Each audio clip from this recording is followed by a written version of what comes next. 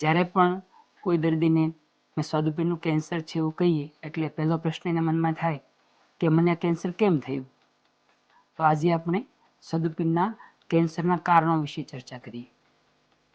સૌથી કોમન અને રોકી શકાય એવું જો કારણ હોય તો એ છે સ્મોકિંગ અને ટોબેકો, ધૂમ્રપાન અને તમાકુનું સેવન. લગભગ 20 થી 25% જેટલા સ્વાદુપિંડના કેન્સરની અંદર ક્યાંક ને ક્યાંક આ તમાકુ ભાગ ભજવે છે અને એનો ઉપયોગ બંધ કર્યા પછી એનું જે જોખમ છે તે ધીરે ધીરે ઘટે છે અને 10 થી 15 વર્ષની અંદર એ જોખમ નોર્મલ વ્યક્તિ જેટલું થઈ જાય છે. એટલે ઘણી બધી વખત કોઈને દર્દીને તમાકુ બંધ કરવાનું કહીએ તો એવું કે સાહેબ અમે એવું સાંભળ્યું છે કે તમાકુ બંધ કરવા પછી કેન્સર વધી જાય છે. એવું નથી, પણ જોખમ તરત ઘટતું નથી. એટલે ઘણી વાર તમાકુ બંધ કર્યા પછી 5 વર્ષે પણ કેન્સર થાય તો તમાકુને લઈને જ ગણવું પડે આપણે. બીજું રિસ્ક ફેક્ટર છે ઓબેસિટી, મેદસ્વીતા, વધારે પડતું વજન.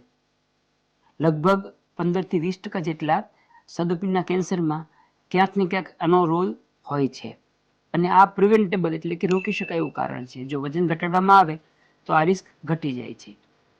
સામાન્ય રીતે જેનું BMI 30 થી વધારે હોય એને સ્વાદુપિંડનું કેન્સર થવાનું જોખમ 20% વધી જાય છે. ત્રીજું રોકી શકાય એવું કારણ છે આલ્કોહોલ, દારૂનું સેવન. દારૂને લઈને ક્રોનિક પેન્ક્રિયાટાઇટિસ થાય અને એમાંથી ભવિષ્યમાં સ્વાદુપિંડના કેન્સરનું રિસ્ક રહેતું હોય છે. ચોથું કારણ છે ખોરાક.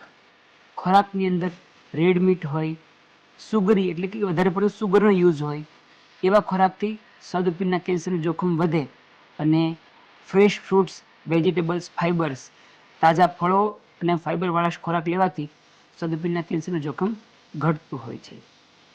ખોરાક સિવાય બીજા જે કારણો છે એમાં એક છે ફેમિલી હિસ્ટ્રી.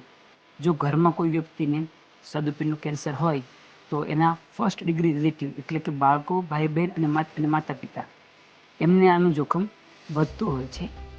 એમના માટે મહત્વનું છે કે લક્ષણો જાણી રાખે જેથી સ્ટાર્ટિંગના સ્ટેજમાં ખ્યાલ આવી શકે.